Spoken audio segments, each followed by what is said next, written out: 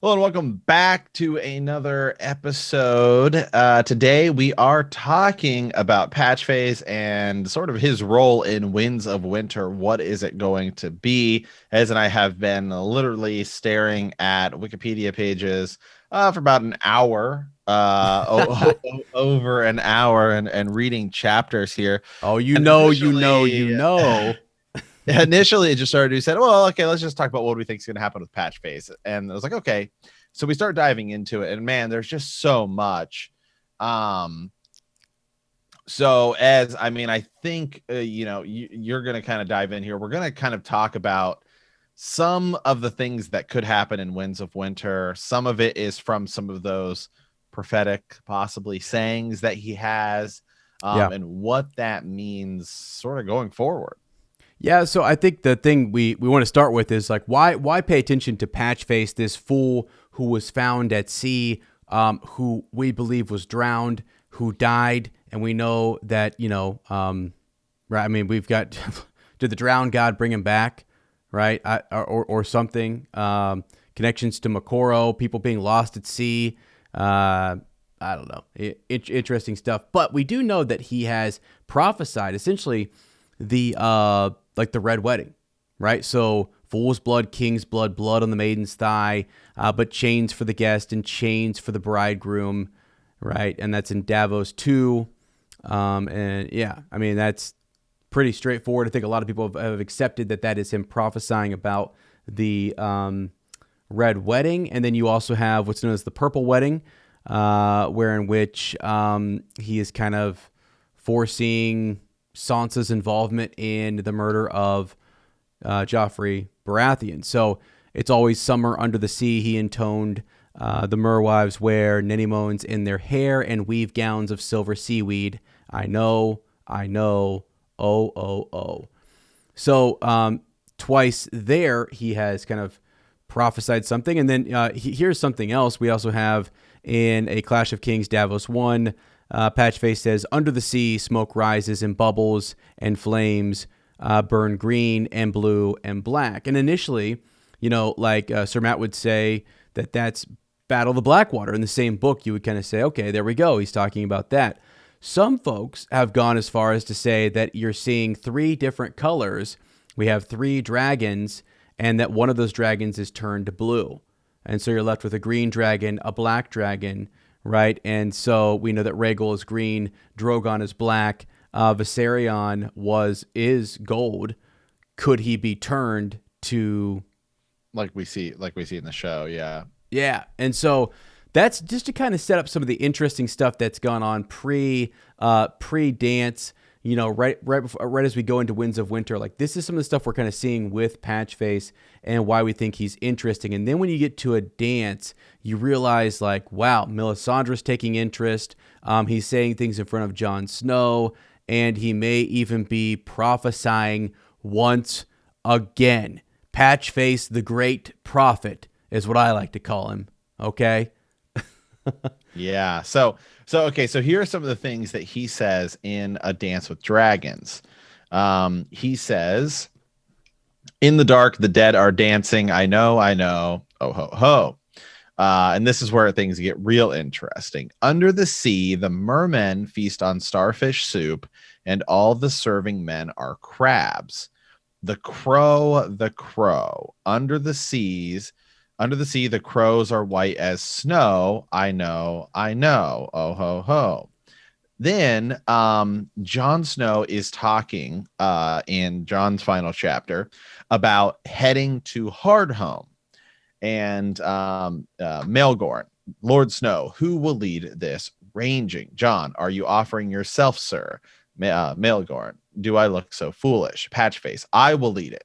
We will march into the sea and out again. Under the waves, we will ride seahorses, and mermaids will blow seashells to announce our coming. Oh, oh, oh. So, to do some Winds of Winter speculation, think about where we're at right now. Stannis is on his way.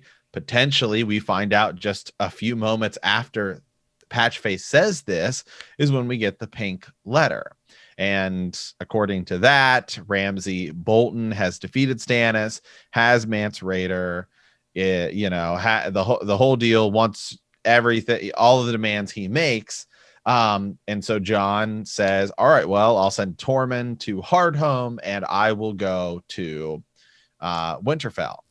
And then Jon is stabbed. So that's where we leave. That's where we're at. So I still think that some sort of, it's likely a battle of the bastards is going to happen. I mean, it's likely Jon doesn't get resurrected. So if that does happen, then what do some of these things that Patchface says, what is any of this going to happen? Under the sea, the mermen feast on starfish soup, and all the serving men are crabs. Now, who do we know that are mermen?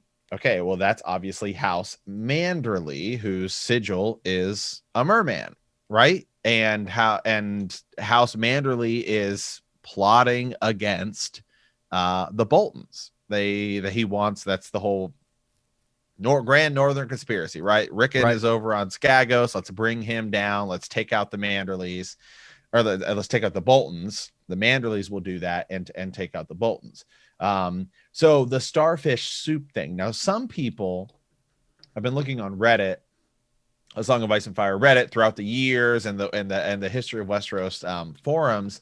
A common theory there is that they're feasting on starfish soup.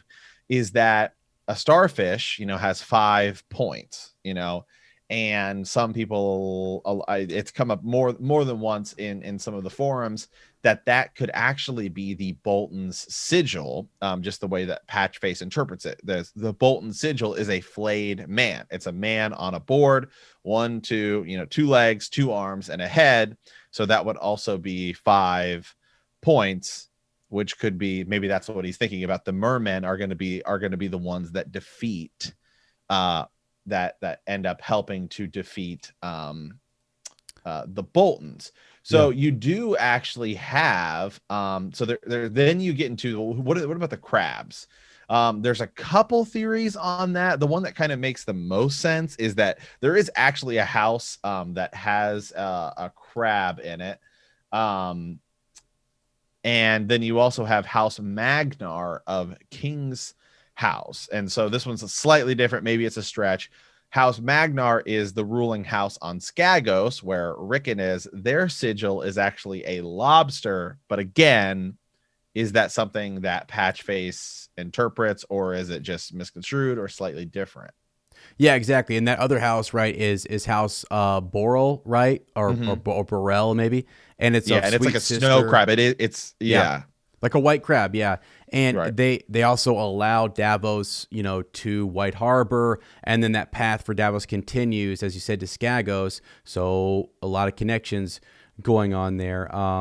So I think that is something to pay attention to and to look at. Is this some type of, another prophecy about a celebration, a wedding of sorts? Again, we're feasting here. Manderly's bringing in all of this food. And I thought was interesting about that that quote that you were referencing is that all the serving men are crabs. And I was telling you this, that Lady Dustin is telling Theon that pay close attention to Roose. Roose Bolton is not eating from any dish that Lord Manderly does not eat from first. So she senses there's a plot. Roose senses there's a plot, but the important factor is that they're paying attention to the main lords and stuff, but maybe the serving men are the ones doing the poisoning. Maybe they thought that through. Roose is going to be watching. He's only going to eat from what I eat from. So as it's transported, the serving men are poisoning it on the way to the table. I don't know. But I think it's interesting to pay attention to that. We don't really, there's a lot of stuff going on at Winterfell, between Mance and Jane Poole's escape and mysterious murders going on and the plotting, sitting in the privy, Manderly, what is he up to? So I think Patchface is on to something, and he's definitely got some insight into this, and we've seen that he has some insight into, although it's kind of obscured, right? I mean, definitely not easy to see. You can almost see Patchface's warnings or his prophecies in hindsight. You really can't see it, beforehand. It's very, very difficult to make that. It's very subtle, So Right. Yeah, exactly. And so some of these other things too, right? Like I will lead it. We will march into the sea and out again. Under the waves, we will ride seahorses and mermaids will blow seashells to announce our coming. Now they're talking about not going to Winterfell, but they're actually talking about going to Hardhome. So even if that's the case, let's kind of view it as something maybe potentially simple. We will march into the sea. Okay, well, in the show, things kind of happen slightly different. They go to Hardhome and first, and then they come back, and then Jon is killed. Right. But how do they leave Hardhome? Well, with a bunch of ships, right? They go there. Jon kills a White Walker. They get a bunch of the wildlings out, bring them all back. He has a stare down with the Night King, and that's that. So here they haven't gone to Hardhome yet. Hasn't happened. Jon is now killed, and so Hardhome is gonna happen afterwards, it seems like. So in this situation, maybe we will march into the sea and out again. Under the waves, we will ride seahorses, and mermaids will blow seashells to announce our coming. Well, seahorses, is it House Valerion? I don't know. That might be a stretch, but House Valerion could be somebody down the line to immediately rally behind a now Jon Targaryen, if that's a case, given their also Valyrian and long history with the Targaryens. But maybe it's more so just boats that they're thinking. Sure. We are going to ride, but we're going to take boats. Let's take boats to Hardhome, and mermaids will blow seashells, probably horns, to announce our coming. So, and maybe it's with the help of the Manderleys at White Harbor. Mm-hmm. Yeah, I mean that's exactly. Could be something that simple. It could be something that's simple. Sure. I mean, it could also, interestingly, there are horns being blown around Winterfell too. Like they're trying to bring out, announce that there's a great host outside of Winterfell, and really Stannis is far away. So I think George has got us looking in two spots: Winterfell and Hardhome, and trying to figure out where we're going next. And so it's why it's interesting to kind of try to interpret what Patchface is saying. And I don't know if you want to go here next or not, but like Melisandre, though, after a lot of these prophecies are being made, notes that creature is dangerous. Many times I have glimpsed him in my flames. Sometimes there are skulls about him, and his lips are red with blood. A wonder you haven't had the poor man burned. All it would take is a word in the queen's ear, and Patchface would feed her fires. So Jon is thinking that, actually, it's a wonder that you haven't had the poor man burned. But it's Melisandre who's quoted here saying that creature is dangerous. Many times I've glimpsed him in my flames with skulls about him. And so is that like he's prophesied death? Numerous times he's prophesied these various things. I think he's as interesting as the Woods Witch, who you talk about, who prophesies about the saddest sound being the bells, and Patchface wears the bells. I kind of think Patchface might end up in the flames with Shireen Baratheon, and those bells might be going off, and that's a pretty sad moment. That's a pretty wild, and oftentimes Patchface is seated always close to Shireen, at her feet, always around. They're friends.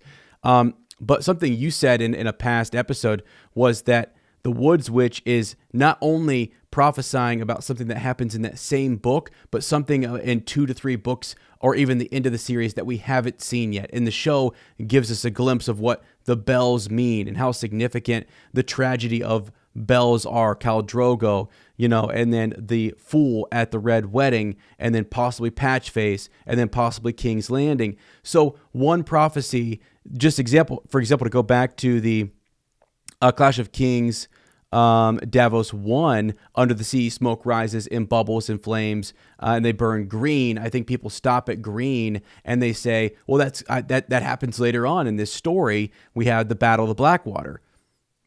That prophecy's over, done, sealed. That's why I like the idea of saying, okay, it fits for that book, and it's going to fit for several books later, in which a dragon that was gold will become blue. You know what I mean? Right. You've got those colors represented. So that's how intricately George writes. I think you go back and you re-examine all these theories and stuff, and you start to say, wow, what are their implications in Winds of Winter? Is there something more to these things, other layers? So yeah, no, yeah, 100% agree with you on a lot of that. Yeah, I mean, it is interesting to think, again, we're presuming some of the things that happen in the show are going to happen or potentially be similar, just because it is some sort of a launching point that could happen. And so, yeah, that was one I actually hadn't even totally thought of until you had brought up, was the blue flame. And and I was just, oh, okay, well, that's easy, right? That I was like, well, even as you were reading it to me, but right before we recorded this, I said, yeah, well, he's just talking about the Battle of the Blackwater. You're like, oh no, he might not be. He might be right. talking about something else. And I was like, wow, I had not thought of that.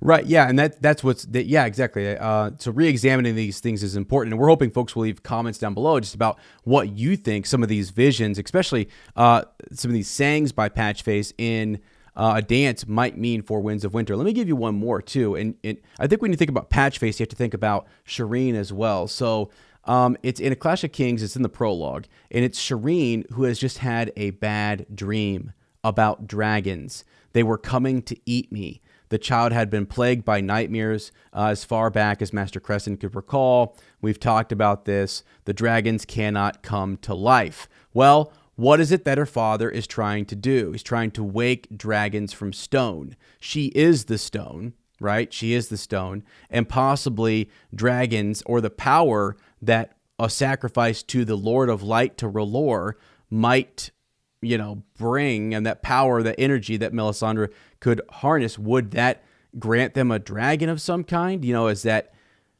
is it going to actually wake a dragon in Jon Snow, an actual Targaryen? Are we going to literally wake him back up through the sacrifice of Shireen? There's a lot of complexities because Castle Black is in chaos. We have a giant attacking one of the Queen's men, and you just said this. We've got Tormund there, and a battle is there's going to be a battle at Castle Black, battle number 2, and we're going to be fighting there. And in that chaos, we have to preserve Jon Snow. If you leave it up to Melisandre, I mean, would she do that? Would her mother do that? Her mother kisses her on the cheek that is always on the cheek that is not marred, right? Always doesn't want to approach that side of her face, and often looks away from it, tells her to cover it up. So there's a lot of signs, and apparently George has told the showrunners that Shireen, that's one of those big moments. She's going to go to the flames. So how does she get there? Yeah, exactly. And, we'll see again, but it's interesting to see what's going to happen with Patchface, what is going to be his role in Winds of Winter, because I don't think it's going to last. His role itself is going to last much longer, but he could tell us a lot of things about what's coming up in the next 2 books.